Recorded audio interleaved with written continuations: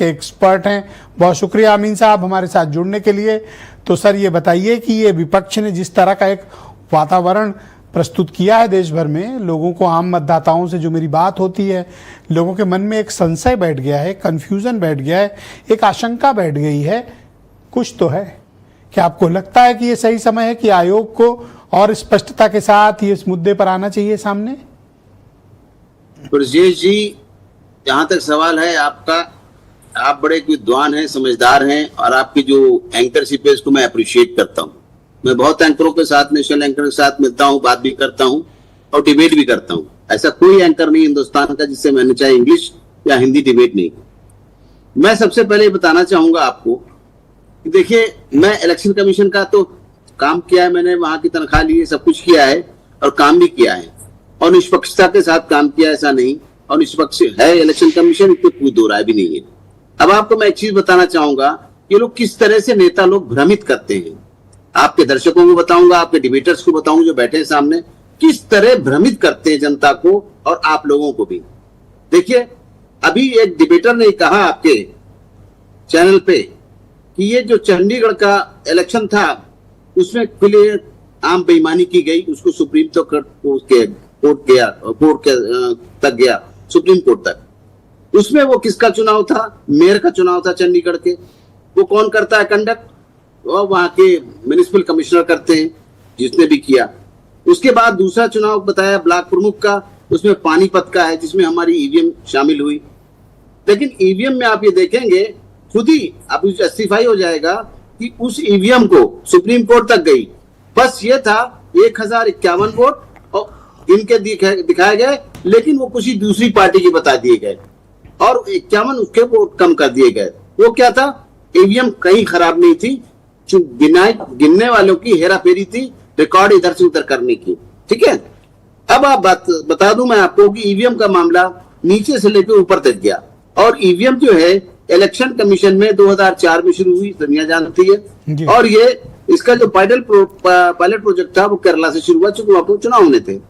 और ये कांग्रेस का जीम था जब ईवीएम शुरू हुई। अब किस बात की हमें नहीं समझ में आता परेशानी है कि इलेक्शन कमीशन को इसमें लाया जाता है बीच में।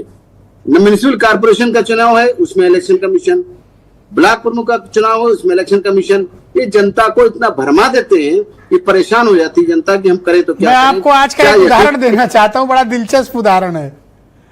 कांड किया है उत्तर प्रदेश में राज्य निर्वाचन आयोग ने, जो पंचायत और नगरीय चुनाव, एक खबर उत्तर प्रदेश में चल रही है, आपने भी सुनी होगी कि साहब पंचायत के चुनाव में 1.25 करोड़ वोटरों का नाम काटेंगे।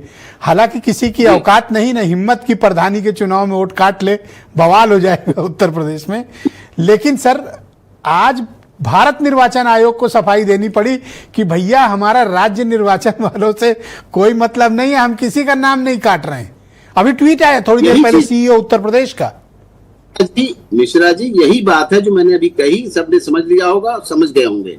अब मुझे बताइए कि एसआईआर जो शुरू हुआ वो बिहार में इसलिए शुरू हुआ, दुनिया जानती है कि नेक्स्ट ईयर वहां पे चुनाव होने, इसलिए इस काम को यहाँ से शुरू किया गया।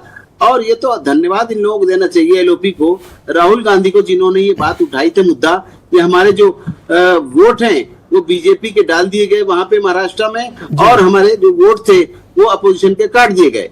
ऐसा संभव नहीं था। जो सर, एक क्लैरिटी आपसे चाहता हूं कि चुनाव आयोग ने प्रेस कॉन्फ्रेंस की, मुद्दों पर अपने विमर्श रखा, लेकिन जिस तरह से विपक्ष प्रतिदिन आंदोलन, अभियान, यात्राएं कर रहा है, क्या आपको लगता है कि इस विषय पर और क्लैरिटी की आवश्यकता है, या जितना आयोग ने बोल दिया इट्स मोर देन इनफ?